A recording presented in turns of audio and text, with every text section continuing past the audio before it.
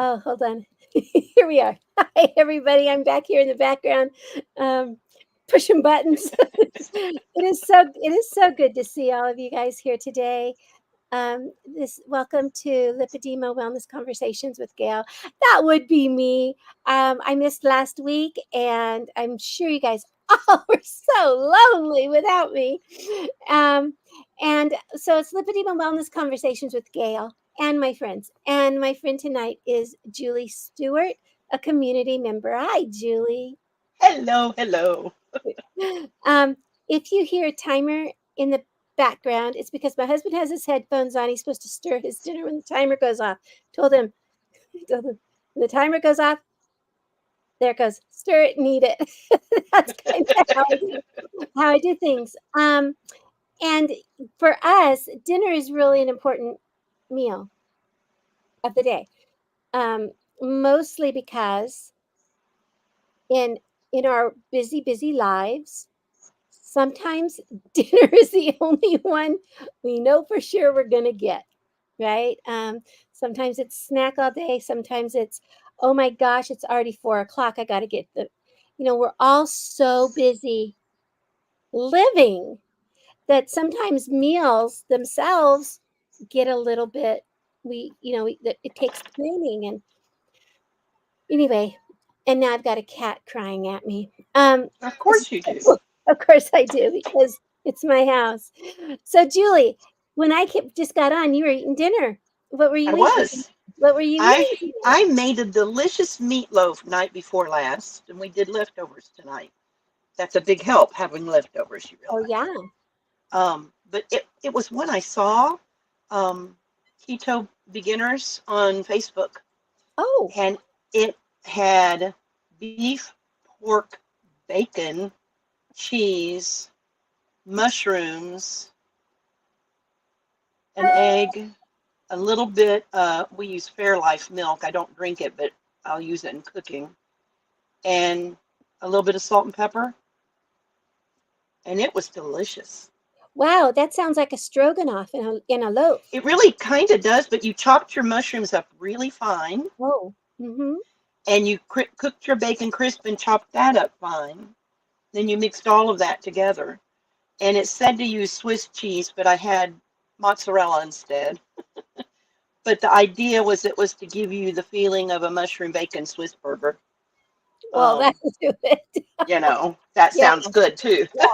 Right. But it was a really, really meaty, delicious meatloaf, and everybody in the family loved it. And so Nice, nice. it'll be done again.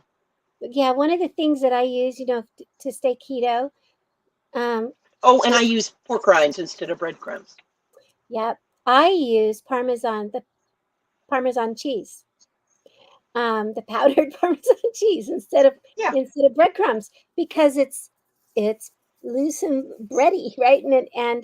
And so that's one of the things I do. But I can do dairy fairly well. Um, at this at this time, I'm going to start doing some experimenting to see if I can cut my dairy back again, because I wonder if it causes me to, if it causes some inflammation with me. So I'm going to do a real fine experiment and say, okay, I'm backing off on dairy and just seeing how things go. And but it takes so much emotional energy. For I'm gonna. example, I've been traveling. That's right. How do you So eat when you're traveling? you open your mouth and you hope But that you something. have to change. You have to change some things, don't you? You do, and I try really hard. I go travel to see in Virginia a lovely family, um, that I've known. I mean, I helped raise their kids. I was their nanny for 6 years. I was their hire grandma. So from the time I was 50 to the time I was 56, I took care of their little ones. And um, Julian turned 14 on Saturday, and I turned 64 on Saturday. And so not Saturday, sorry, Tuesday. And so we celebrate our birthdays together every so often. And so the kids who were infant, the oldest one was 4 months when I got him. he's now 14. I've basically been a family member all his life. And they are really good. They know, oh, Gail needs keto. Um, why don't why don't we have her send us a shopping list before she gets here? That's very, very, very helpful. Yeah, it is. It's always helpful, and it's a great way to do it. They say, just text me, not the whole thing. Text me some things that you'd like to have in on hand. Well, now they all know that I carry gold butter or a grass fed butter, so they always have that in their freezer. Um, they know I eat raw pecans, and so they keep that. And then they also know I use heavy whipping cream in my coffee, and so they keep that. And then the fight, it's all these little things. They make sure I have plenty of bacon. They make sure that they have nice steaks. They have or a roasted chicken. Or they always have something that has no breading, doesn't have and then she'll say, "You want to fix dinner for tonight? Fix whatever you want, and we'll eat it." So they're very, very open to the way I eat, and and I love it. So that's one of the things she does. She goes, "Okay, you're coming tomorrow night, so send me your list, today, so I can get some groceries for you." And so it's a really nice way for my friend family to support me, and I don't get um, pissy or, oh, I don't eat that or too much sugar. I don't get that way with them, right? So there's always food for me to have there, and it's been that way since the very beginning. I mean, I worked for him for 2 years, vegan, and they were really supportive of that too. What, Gail, what can we get? What can we get for you to make sure that you can stay vegan? Right? I mean, they're just always that way. So I find that as hosts, they're just a delightful they're just a delightful family. Always making sure that there's plenty of food for me. And I took Guy with me this time, and so and he stays keto as well. Um, majority I've of been the moving closer and closer to keto. I still do some. I mean, I've been on 100 carbs approximately, yeah. um, due to other comorbidities that I got to be careful. I don't overdo the protein, but the protein seems to be good for me. I have become more aware that gluten bothers me big Yeah, time. yeah. And so I have had to move away from gluten a lot. Um, I discovered something though. You did? What was that? I did a gravy made out of cream cheese and beef bone broth. Oh, well, yeah. That's like It's soup. very beefy. I had Like, no idea it would be so beefy. I thought it would have more of a cream cheese flavor. Nope, no. Wow. So delicious. it was nice and thick. You know what? Yeah. And we talk about going being keto or close to keto or low carb and really watching our foods. You said that you've discovered gluten doesn't make you happy. What is it that gluten does to you, Julie? You It personally? makes me feel bloated and hurt in my belly. Uh-huh. It just, and it doesn't take a lot. You know, the low carb tortillas that are out there, when you read Hmm. the ingredients, it's got gluten in it. Well, And so if I have one, I can handle it. But if I have two, one day and one the next day, by that evening I can tell. wow. So it's really that whole premise of the poison is in the dose. Yeah. And the thing that I've also discovered that there are certain foods that you wouldn't think have gluten, but they do, like soy sauce. Oh, And if you put soy sauce on foods as a seasoning, you know, yeah. it's going to bother you, and I can't have soy sauce, so I And use the liquid aminos oh now. yeah, the coconut aminos. Hmm. But Yeah. I would never have thought about that. It No, didn't I make it know. didn't register, but it's highly gluten. Right.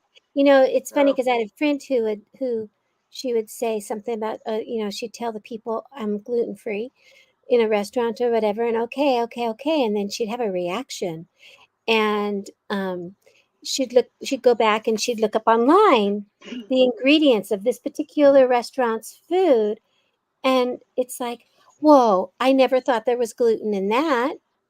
Well, it's because it's a thickening agent, and it's also a stabilizer, and so mhm, it gives it a stretch. It gives it so people use gluten to, or I guess manufacturers use gluten in their processing sometimes, and so you yeah, really need to make sure you read the labels. When we do the classes, the special interest groups where we teach a course in how to we call it keto, but we're not measuring, we're not tracking real fine macros. We're eating in a ketogenic way, right? we're right. eating we're We eating the have, way it's a ketogenic lifestyle, not, oh, I eat strict keto. I mean, you it's a can. guideline more than it is a rule. Right. One of the things that we try to teach is for people to take a look at the ingredients list, not just how many carbs there are. Like you say, you're around 100 carbs, which is low carb for you because you were getting so many more carbs. And now you're finding those carbs have to be specific carbs, or you have to cut That's out right. specific style of carbs because you're finding your own personal food sensitivities. That's right. That's right. And you know, I've got a family that doesn't necessarily eat the way I do, different than yours. Mhm. And my husband has a lot of different issues because he's dealing with liver cancer, and they want him to eat some carbs, but he also has diabetes, and so we've got to be careful. And it doesn't always. It sounds like it should coincide, but it doesn't always. Right. And his palate needs certain things because he's facing a lot more difficult times mentally. He needs to be able to feel comfort from what he eats sometimes. Isn't isn't it amazing that there are certain foods that trigger comfort signals for us and that just soothe us in some way? For instance, we have an Instant Pot, Yes. and I came home from teaching a few voice lessons, and he had made an Instant Pot full of pinto beans, which Oh, I yeah. I can't really eat. Um, but he sat there and had a whole bowl with Right. chopped onions, and that just delighted him. Right. Yeah. And Uh, when you said he made a whole batch, I'm like, what do he make? What do he make? And then you said pinto beans. I'm like, oh, I remember. And all of a sudden, there was memory of my mom taking that we call it the bacon rind. It's the pork rind from mhm. we used to get our bacon on a slab and we'd Yeah, slice it, so we'd end up with the slab on the back, and then she would put that in there and she'd put those beans in and just cook them all day long. And it was like, you said pinto beans and all I could see was that my mom's big pot of pintos on the the back. the Instant Pot speeds it up, but it's the same thing when it comes out. Yeah, and I'm sitting here going, "Oh," and see, my mom used a pressure cooker to start them, and then they would just simmer with that pork rind on that, bacon back on that stove, and you could smell them throughout the house, and I'll tell you, I know I'm triggering people's Hold on my a second. I've got okay, some voices. I'm just going to okay. shut my mic off. That's okay. So I was thinking it's amazing. It doesn't have to be birthday cake. It doesn't have to be anything like that. These are comfort foods that bring us a warmth. And like Tamara's here and she says beans and sopapillas are a family memory. Yeah, it's for me, my mom would make she'd make a cornbread in the black skillet, and we'd have beans. And every meal we'd have until the cornbread was gone, we'd have cornbread and beans. And then once the cornbread was gone, we would have something else, crackers or something. But we always had Well, beans. then the turnip greens get cooked, and he has the pot liquor to drink. You know what pot Oh, liquor is? no, tell me about pot liquor. That's the juice that is derived from cooking the turnip greens with your fat back or whatever it is you put in there, and it is like heaven to drink. But it does help your constitution also. Oh, it helps your constitution, does it? She didn't know that till she married me. Hello, hello, Kenny. and he, and and Facebook, LinkedIn, and Instagram all heard that, right? YouTube. YouTube, Facebook, Instagram knows about pot liquor and how But pot Kenny. liquor is a good old Southern comfort. Yeah, yeah. Now, see, that's another thing that it's so interesting how we eat today. So often we forget about some of these deep, rich foods that we ate as children. They're rich and satisfying, and everybody's all about bone broth, and I'm like, I've been eating bone. All of a sudden, I'm now talking like I've been eating bone broth all my life. But it's not called bone broth. I thought it was called the soup, because like in that bake in when we'd make the beans, my mom would take the ladle and she'd push the ladle down, and then all the juices from the beans and the fat and stuff would over the side into the ladle, and then and the little floaty onions, and she would start putting those in the bowl for me and her, right? And it was thick, and then of course my dad and brother got the beans, and my mom and I are in there with these bowls of soup, and we forget those types of things, and how we really lived on some very whole, healthy foods as young people. I mean, Julie, you're maybe 5 years older than I am. And so I was raised in the 60s and early 70s. And so those were types of foods that we were eating at the time. And my mom would say, this is this is what would happen. My mom would say, your dad gets the meat off the chicken bones. We're going to go ahead and use those chicken bones for something else. And she would make bone broth.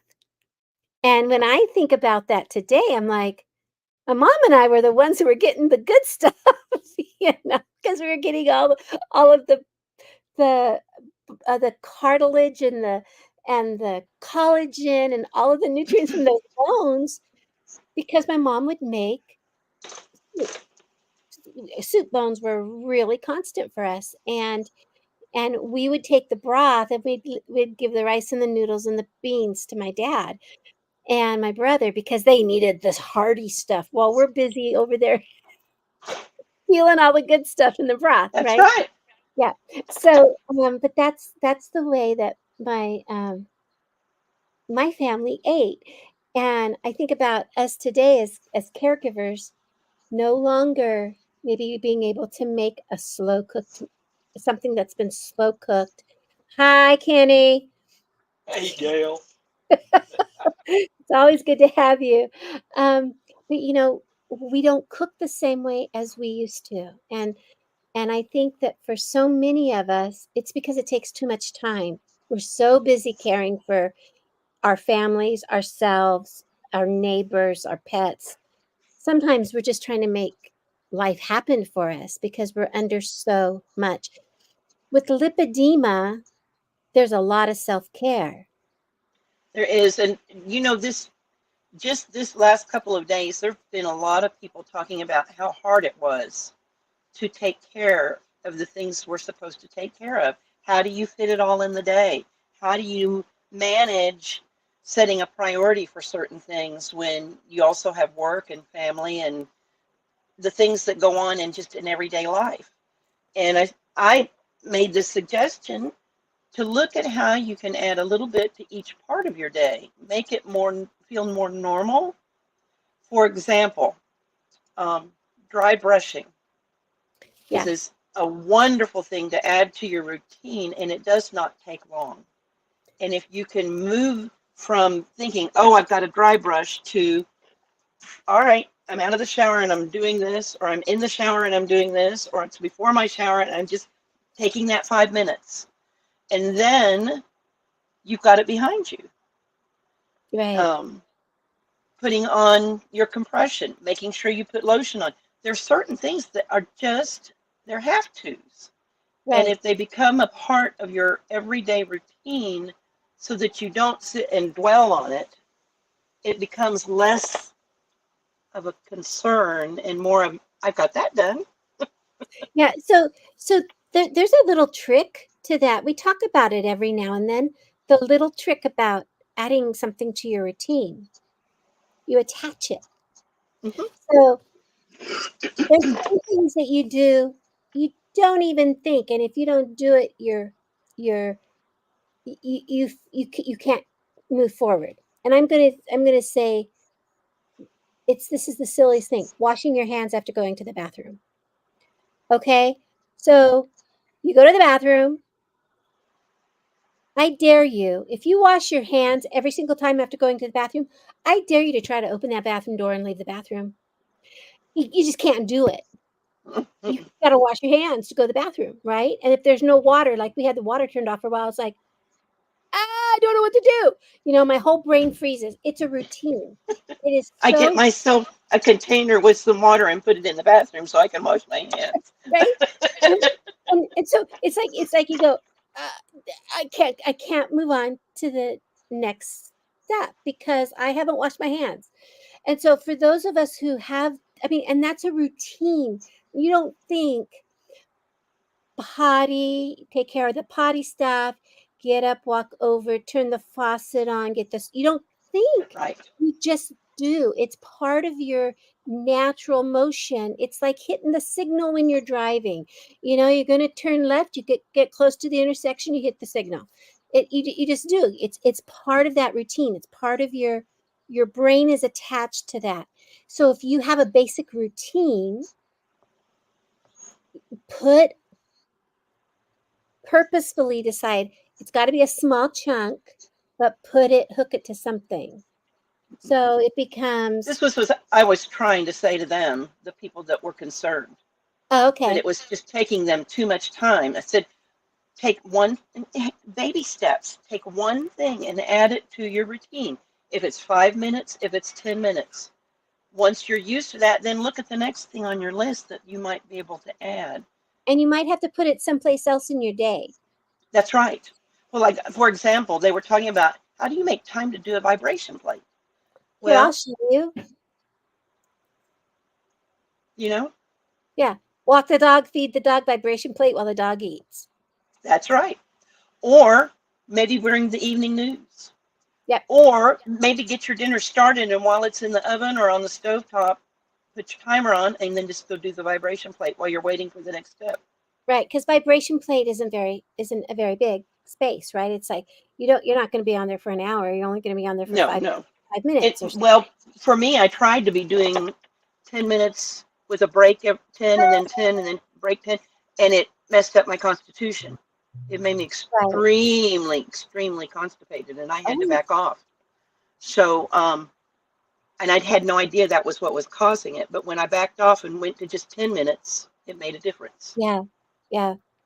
Yeah, and so and even though there's a lot of things that we do for self-care, we don't have to do all of them And not all of them every day either. every day.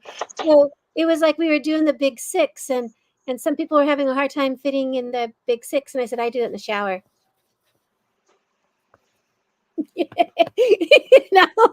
As I wash when I wash my hair, I'm busy doing that one, and I just keep on moving down my body.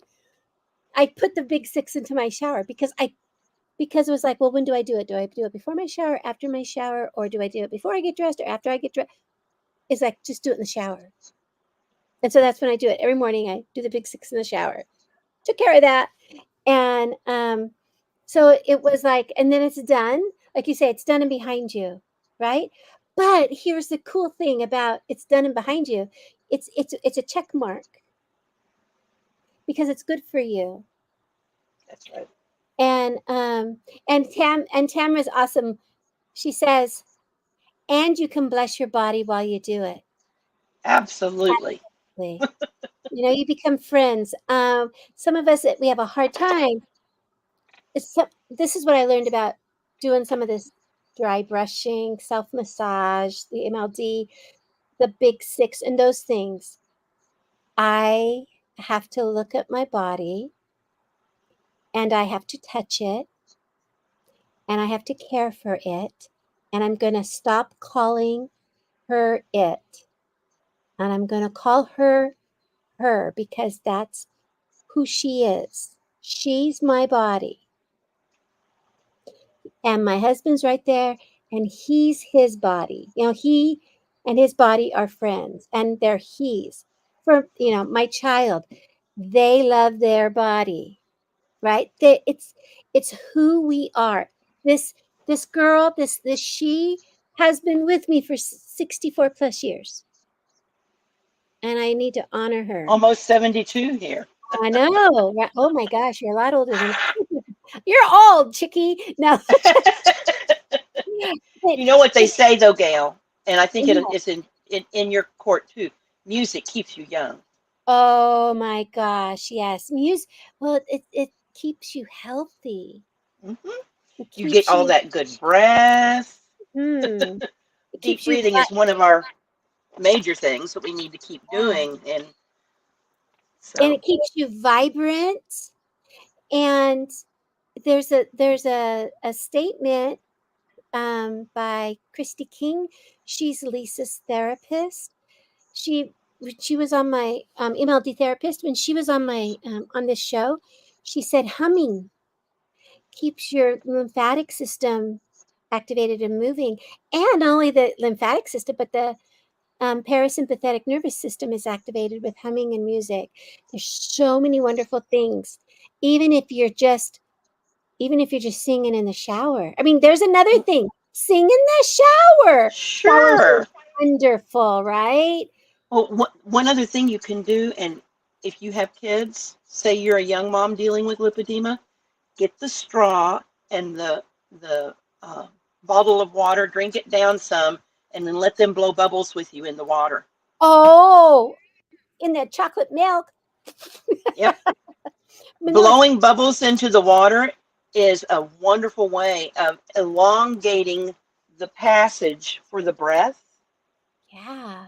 and it also stimulates the lymphatics. And if you're in the pool, you can do motorboat, go, go, Absolutely. go. You might as well. I do it. I do. Why not? I know. Well, I'm in there. I'm in the pool. I can do motorboat. So so here's something that and Sue's Jeanette says she's 73, so she's got you. She says, gotta love that our bodies got us this far in life, It's right? true. It's true. And As many aches and pains as we have. we they're still here with us. And Winetta says that humming activates the vagus, right? There's so many okay, Winetta, I know that motorboating is different than playing motorboat. Motorboat goes so fast. You're so This is not just a grown-up channel, Winetta. family show. Oh Um, my.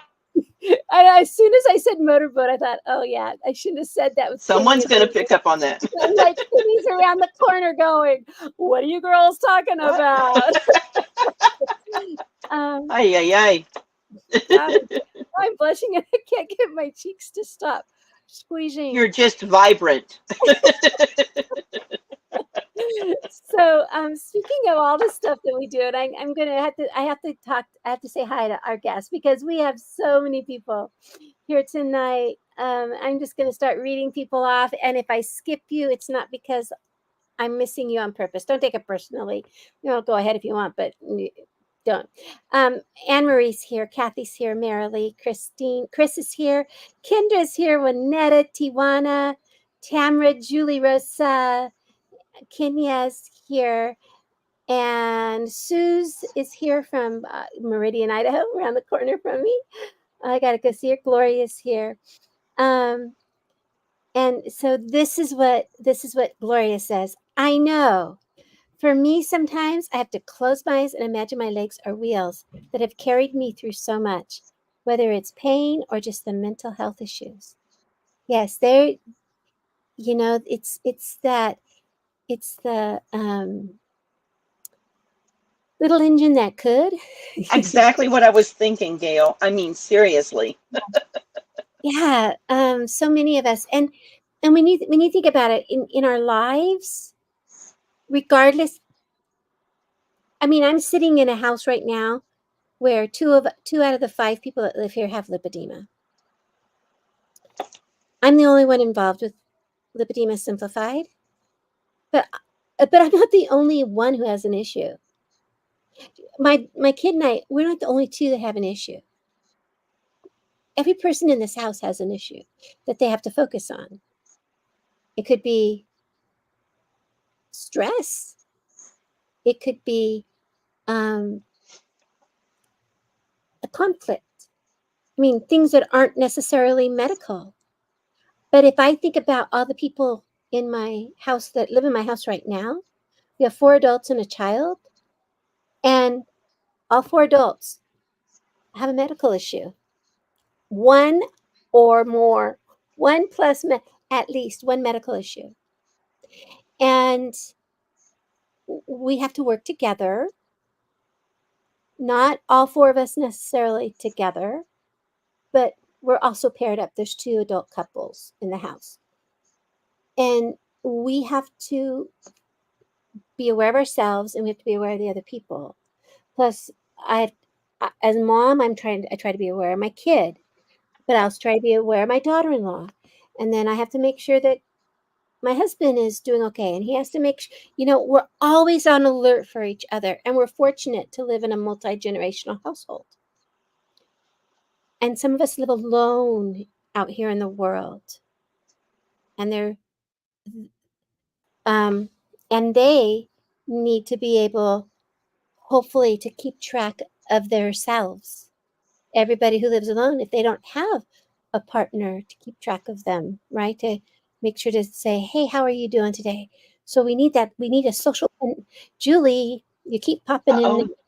And Okay. I don't know what's going on, but all of a sudden the internet is. Okay. So I'll keep talking. You can Keep talking. pop in and out. So, but we always need to give the support. Maybe the person that is our it's close to us, who's our support person, we might not be their support person, or maybe we should be their support person, but they don't necessarily want that support. They're They trying might to not just be receptive to it. They might not be receptive to it, so we have to be very careful, but just really keep track of the people around us. And we are social animals. We are people. We need the love. We need the compassion and the caring and the kindness and that social connection. I love the fact that I'm looking at people's names on this feed right now, and I recognize them. I can picture them. I have only met one of them in person, but that I know of, who's out there. But I've met others always online, or maybe I just see their name, like Karen Priestman. I've seen her name several times. Hi, Misty. I haven't seen your name before. Gloria. I've only seen her name. But Juanetta, I've had on my show. So we all have these connections, and we're keeping track of each other. That social connection is so important. I tell you, the one thing that has benefited me more than anything is my relationships that have been developed with our tribe. Mm-hmm. And the pressures of dealing with lipedema notwithstanding, the pressures of having a spouse dealing with cancer, the pressures of how to just function on certain days with all of the stresses that go along with those things. And if it weren't for my family of lipedema friends, they have lifted me up at times when I really needed it. They've just told me I'm here. You know, they've reached out and given me comfort just in a one or two words or even an emoji that makes a big difference to me. It does. And yet, Julie, you're not the only person. I mean, you're not just taking. Mm-mm. You being here, each one of us who are here have the value. It's like a potluck, right? It really can be. Whatever you bring to the table, you bring to the table. Well, we did that burnout the other day with Lisa Jury. Yeah. And we had small groups, which we always do those small groups and have conversation. And I was in a small group of people who were extremely vulnerable, including myself. Yes.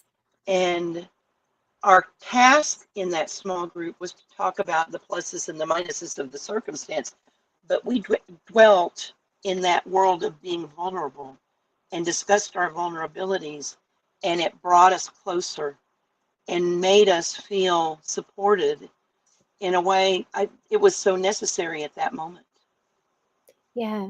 And what's interesting about that is we, in so many places where we have webinars or things, symposiums and education stuff, it's an I want to use these bunny ear quotes, experts who know so much about lipedema this and lipedema that, but the ones we connect with, that we get in there and we talk to, are the ones who are dealing with lipedema as well, or who are helping.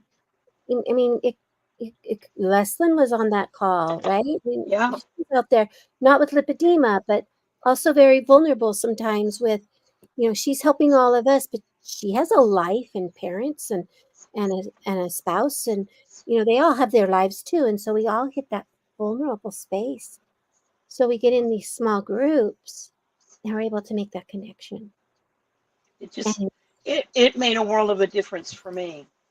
That impact carried through, and crazy thing with all of the positive thoughts and wishes sent my way and desire to help me that came through that meeting.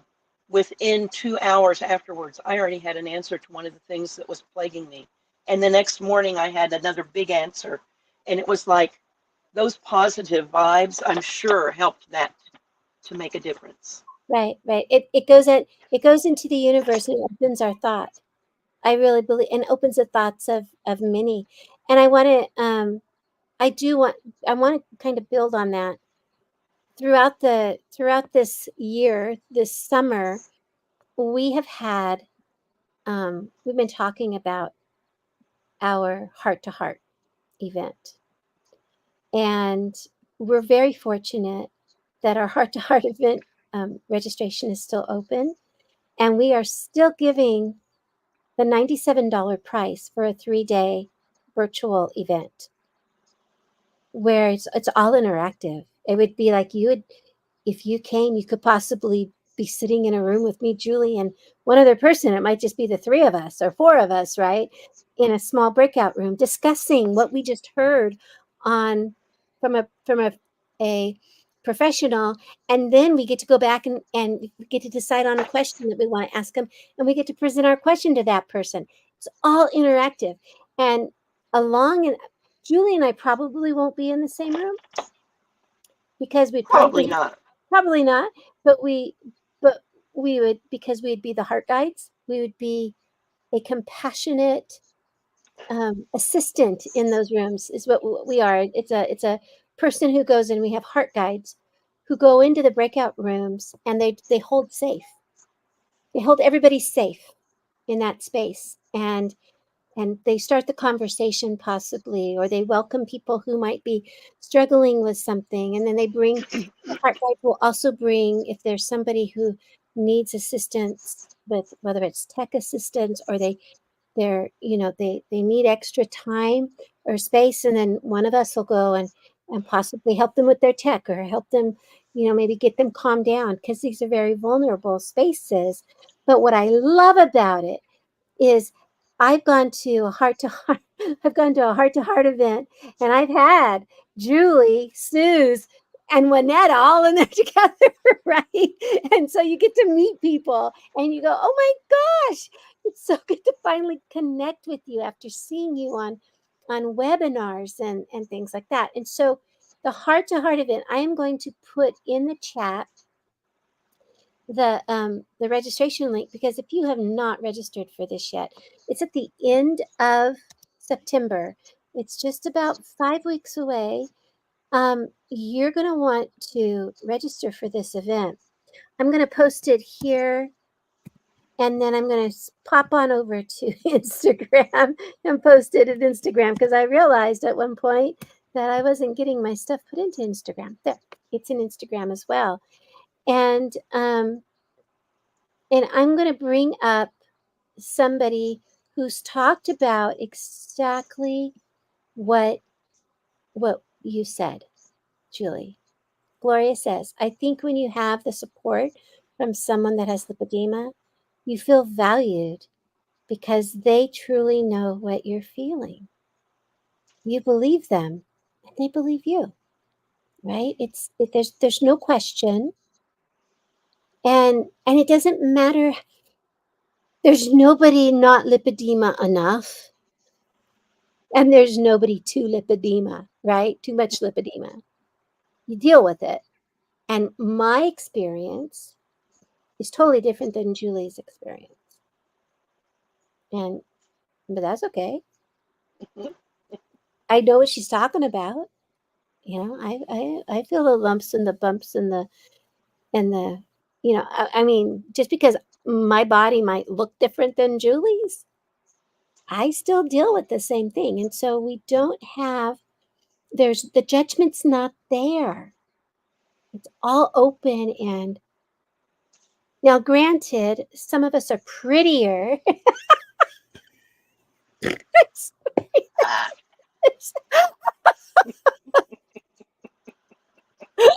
Sorry, just kidding. So I'll show up with my bedhead. I've seen it. That's the other thing. Not on webinars or anything. I don't show up in bedhead, but I show up to meetings with bedhead. I think we both have before. Oh my God. Because we're real. And that is another thing that's so amazing about our organization. It's real. It is a grassroots type of an organization. If you want something, we dig around until we can get it done. One of the things that our organization really, really wanted, the people in our group wanted, was they wanted something, possibly, you hear questions. Does it look like I have lipedema? Do you think I have lipedema? Take a look at my picture. Look at me. Do I have lipedema? So one of the things that was created by our organization was, we did it's case definition, a proposed framework for case definition, and then we realized that it was a hefty document. Has a lot of information in it. And then we thought, well, we wanted a one page paper that people can just print off, read quickly, take it to their doctor. And so we created the roadmap for diagnosing lipedema. It's a one-page paper. It's actually two sides of one page. So it could be a two-page paper, but it's not like it's not a hefty document. Beautiful thing about this document. One side is geared for your physician, your care provider, and you to read over together. There's a QR code on there that your physician can scan and go right to a network of other physicians that know about lipedema. It's clinicians to clinicians. The other side is for you, and I would love to tell you how amazing it is, but it has pictures. How often do you have pictures and bullet points where you can go, oh, every time I buy a pair of pants, I have to get the pants too big through the waist for them to fit me in the legs and the hips. Oh, we all deal with that. So here's a picture of a person, shaped like us. And our the waist is too big for us in the pant, and because we're misshapen. How often do we look at our legs in the morning when we get up and go, where'd that bruise come from? Right? How often do we find that it's raining outside, but I can't wear my rain boots because I can't get my rain boots up on my calves? So the one side talks about living with lipedema. It's almost like telling people I have lipedema without using the word lipedema. And on the other side, it's for the clinicians. Print it out. Look at it. It's amazing. Take it to your physician. Hand it out to your family members. Say, see all these things I've been complaining about all these years? It's real. Hey, give it wherever you need to give it. Print it out. Send people the link. Post it on your social media pages. Just share it, because this is how people are going to find out about lipedema. The thing is, people are doing that too. Are they? Yeah, and the more that we do it, the more people find it out. Yeah. I've run across more people recently sharing things like that. Our roadmap, our clinician to clinician postcard, our link for the directory from Lipedema Project. People are sharing, so keep doing that.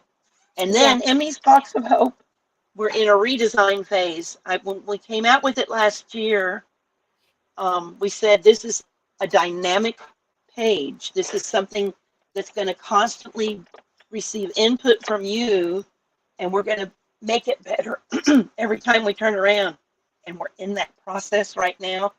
With the new Heart to Heart, we're going to launch the new redesign. Oh, I'm so excited. that's exciting. Well, Julie, I'm okay. I'm going to see if I can do this. I'm going to see if I can name the 5 that of the community members who created Emmy's Box of Hope. Julie Stewart, who's on with us tonight, Jerry Hamill, Blanche Pepitone, Judy Green, and Deb Jersick. Oh, exactly. I finally did all 5. Yep. I always forget one of you. But you guys. We talk about doing all these Zoom meetings. We got in our own little small group Zoom meetings several times putting this together. And we go back and work on things individually and come back and put it together. And then go back and do some things on our own and then come back and see what we came up with. So there's so much that went into putting it together to begin with. Right. And we do have a tech team that has an amazing designer. Her name is Leah, and she's right there working. So when we put these things together, I think if you think about it, we're gonna give you a document that's called Roadmap for Diagnosing Lipedema. Are we just going to give you a bullet point list? No, it has to be a product, a professional looking. Hey, this looks real kind of thing, right? So our design team gets in there and makes sure it's beautiful to look at. Everything's in the right order. We don't have any misspelled words. I mean, it's a professional product. And then on the other side, I always say this. You know how you're digging through stuff. You go, oh, hey, those look like my legs. So on the side that has all the pictures on it, I'm like, huh, that looks like my bathing suit and my tattoo and my haircut and oh, that's me. I'm like, I'm on this. Now, you have to understand I didn't get upset. I'm like, oh, that's funny. And it's creepy because as I go through everything, I'm like, and there's me. There's me.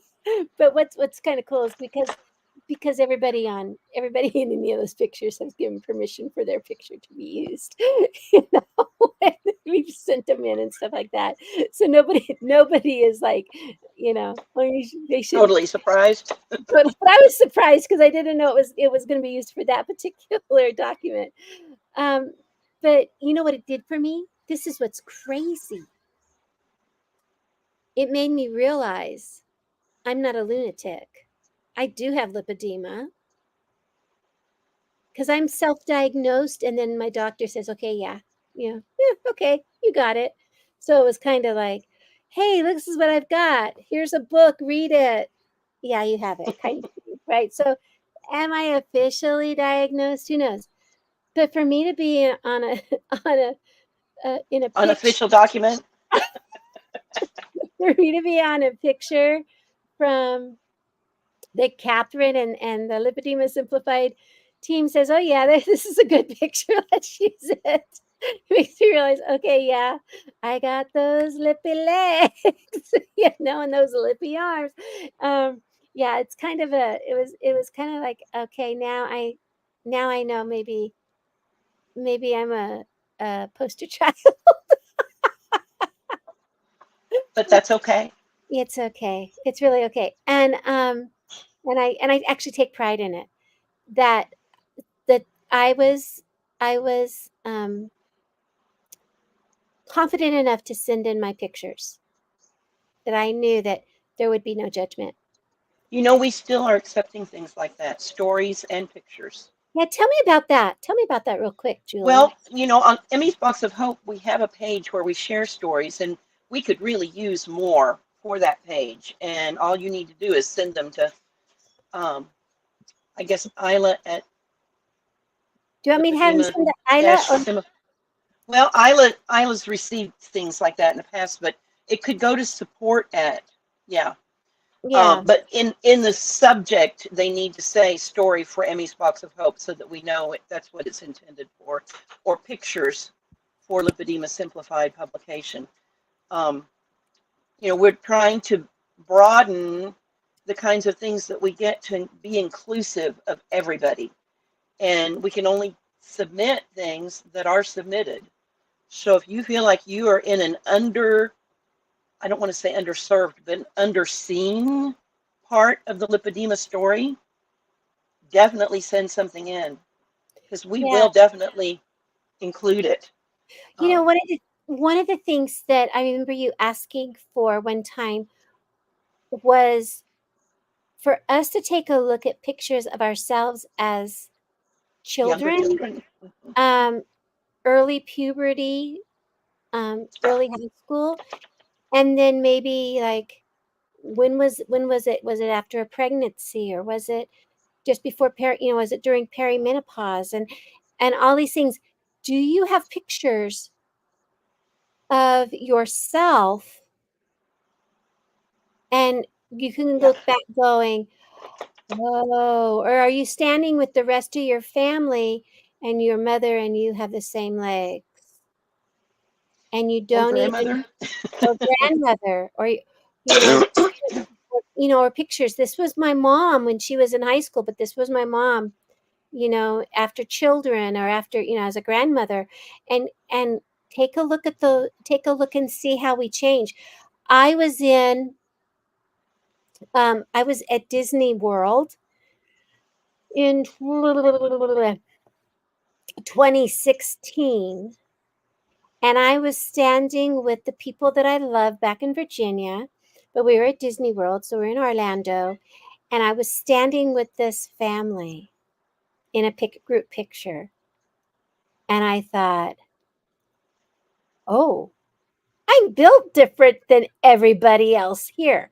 Now, when I'm amongst the group, I'm very aware I have large legs. I'm very aware. But for me to go, I stand out in that picture just because of the way I'm built, that it's like, I get it. I also have a picture of me with in my chorus that's back in Virginia, where we're all dressed for the 4th of July. And our 4th of July costume was red or white, top or bottom, blue, red, white, and blue, right? And so I am in a pair of red capris and a white top. And I looked across and I'm in the front row, and I looked across all that front row, and there's all these skinny ankles and mine. I mean, it is no doubt that my ankles are not the same. And I would have never noticed it. I never noticed it because I was in good shape for myself. I was at one of my lower weights, and everything. And I'm looking across, going, "Oh, we're all in capris." And there are those, and of course, I'm wearing tennis shoes because I can't stand in a pair of cutesy sandals, right? And they're all in these little cute shoes, and I have my 12s, my boats on, but there are those ankles, and I thought, and that was over 10 years ago. And I'm thinking, yep, it's been here my whole life, and I that was just my size. That was just the way I was shaped. So, um, so I want to also say this for Tamra. Tamra says, "Can you explain more about what Emmy's Box of Hope is for those of us that don't know?" Julie. Well, Emmy's Box was conceived and initially was conceived as a way of reaching out to people who were in crisis. That was what our initial thought was. We were talking about the emotional aspect of lipedema in our wisdom circles. And we took the thoughts that everybody raised questions about with our emotional concerns and looked at what it was that we could do to help us deal with our emotions. As any crisis is, your emotions are tender. And so we wanted things that would uplift each other, things we could do that would be comforting. As we renamed them, stress busters, and then avenues for help.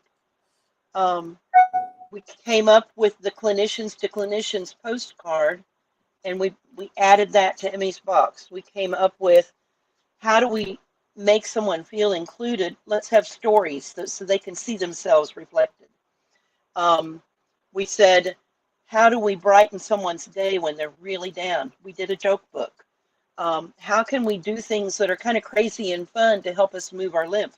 We've got a PDF on how to do juggling with scarves that uses all kinds of movement to move our lymph. We've got coloring pages for those moments when you just need a little zen, that you can just focus on something away from everything else, print out a page and color it. And I did several myself because I found it really helpful. We've got a lot of our ebooks for MLD, for leaky gut, for getting started with keto, those kinds of things. We've And got the MLD guide, the blood pressure, the blood pressure pamphlet. It's all within a format that you can access easily and download or print directly from Emmy's Box. So it's like a treasure box in a sense, but it's all with the concept of giving you hope in your circumstance. tools to help share with family, tools to help share with your doctors, and then links to our websites and that kind of thing all in one place. So Right. as you're going through, you can get to things that are Lipedema Simplified and Lipedema Project easily, Yeah. because we want you to access those things. So don't be shy about clicking on the link that I put into the chat. Don't be shy about clicking on the link. And if you feel overwhelmed by it, just do it a little at a time. But do go back, because there's so much there for you. And the redesign is going to make it less overwhelming, we feel. Oh, good. Yeah. Although, Yeah. there's just so much, so many resources in that. But don't be shy about clicking on it, because the first thing you'll do when you click on it is across the bottom of the page, it'll say, hey, give me my free resources now. So you click on that link. And it doesn't actually, I'm paraphrasing, but I think it says free resources or something like that. Anyway, Emmy is a cute little flying pig. She is our mascot because we were told years ago that pigs don't fly. They're impossible. And Emmy, who stands for Esperanza Milagros, which is hope and miracles, she can fly. She's possible. We're possible. Yep, we're possible. I'm possible. And so she's our mascot. You'll see here and there, you'll hear us talking about Emmy. You'll hear us talk, see a little flying pig somewhere, because that means, when pigs fly, well, guess what? We're here. So we're possible. We're not. There is an actual Emmy. There is. And there is a story with how she came about. And we are putting together Catherine's video of describing Emmy and who she is. Right. As something that will link into Emmy's box at some point. That's cool. Yeah. So there's actually an Emmy. She's about yay big, little flying pig. She kept finding herself in Catherine's cart one day when Catherine was shopping. No matter what Catherine did, the pig kept getting in the cart, and so Catherine decided to take her home. And when all of this started, when Catherine first realized that she needed to have a group of women around her, a group of other lipedema patients around her, and she had what was called the master classes. And so Emmy has, so it's not just this random, oh, we have a flying pig for a mascot. No, she's there for a reason. She's got a story. Okay. She's got a story. And Yes. and the thing about her, she has recently been sent to another friend. Yes, she has. And she arrived with a broken leg. Oh, well. So we're getting ready to see miraculous things happen with that leg. Good. And I won't say anything more than that. Well, you know what? There's a song by Leonard Cohen that talks about there is a crack in everything. That's how the light gets in. Well, Right? not only that, I will mention this. There is a methodology for creating treasures out of broken things that's Japanese, and I can't think of what it's called. Yeah, and it's where they take those broken pieces and they put them together with gold and glue. Yep. And it makes them stronger. Yeah. Something like that's getting ready to happen to Emmy. Oh, cool.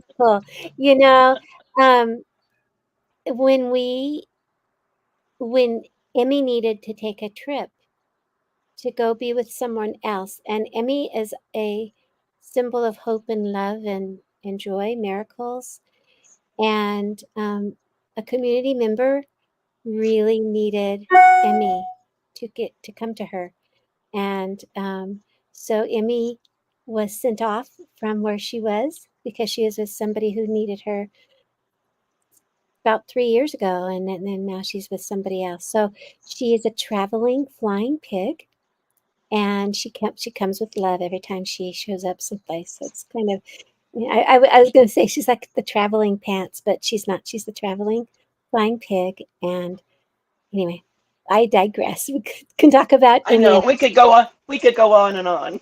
yeah. Okay, so this is another one for you, Julie. Tamara says, got to give a shout out to Julie about being our community muse. Julie writes really nice, short snippets and articles for our weekly updates. I enjoy and am inspired by her findings and words. It's called Kintsugi. That's Kintsugi. it. Yes. Thank you so much, Belva.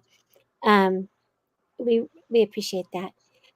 And let's see if there's anybody else I got to read before we go. Tamara does say, I take that roadmap everywhere. And when at a doctor's office, I ask them to post them in the women's restroom. Last week, I was at my ortho appointment and I saw a stack in the restroom. That's Awesome. impressive. That's impressive. So, with that, ladies, gentlemen, everyone who is here tonight, I'm going to read one more. It's a long one, but we're going to read it as we get ready to go.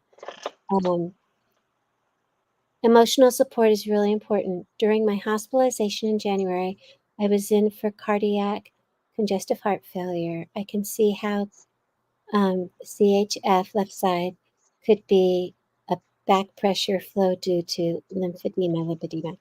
I had been doing lymphatic massage for about a month, so I was doing that in the hospital. When I would tell the nurse, doctor, CNA that my high blood pressures would come down after I did lymphatic drainage, I became a point of laughable entertainment. I noticed I was on candid camera thinking I had privacy private I had privacy exposing. I'm not sure what the rest of it is, Misty, but you were on candid camera, so people were watching you do MLD. Well, I'll tell you, lymphatic drainage is an amazing thing, and you've got to get that fluid off sometime, especially with congestive heart failure. You got to get it away from your lungs and your chest, right? So good on you, kiddo. Good on you. Um, I'm going to go ahead and start wrapping us up. Julie, I have another meeting. Surprise, surprise. Always another meeting. Well, not with Catherine, but with my chorus. And but I want to say thank you so much for being our guest tonight. As always, I like to end my broadcast with something from my guest. It could be, just something you want to leave with all of us. The message that you want everybody to repeat to you, or repeat to their friends, or echo around the world, or something like that. So this last few moments are yours.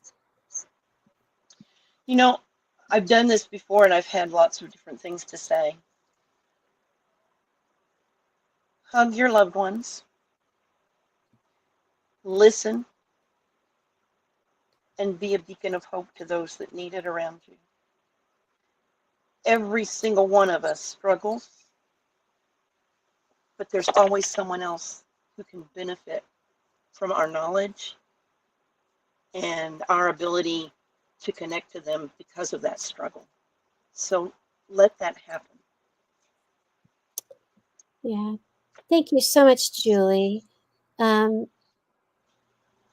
I find strength from you, and so I do know that as we go through this together, that we find strength from each other, even when we don't feel strong ourselves.